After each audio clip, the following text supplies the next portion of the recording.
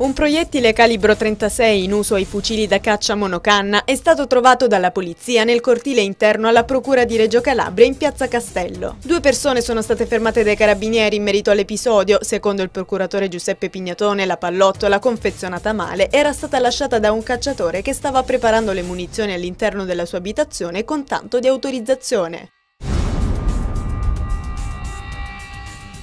Traffico di droga sgominato dai carabinieri di Sassari, a gestirlo 3 fratelli di Vibo Valentia, Pio Giovanni, Salvatore e Tonino Laferla, rispettivamente di 43, 51 e 46 anni, 17 in tutto gli arrestati. In cella in Calabria anche 2 uomini che si occupavano di riscuotere i crediti, Giuseppe Valto e Francesco Minichini.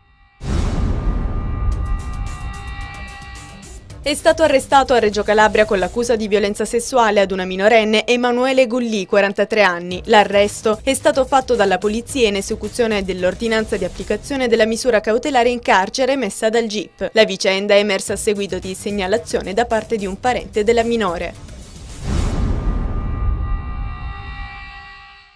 Il parlamentare dell'UDC Enzo Carra ha visitato stamattina il centro di accoglienza per richiedenti asilo Sant'Anna di Isola Caporizzuto nel Crotonese. In precedenza ha visitato, accompagnato dal governatore Leonardo Sacco, le strutture e le attrezzature delle Misericordie che gestiscono lo stesso campo. Il parlamentare al termine della visita si è detto molto colpito dall'organizzazione e dall'accoglienza ricevuta dai volontari.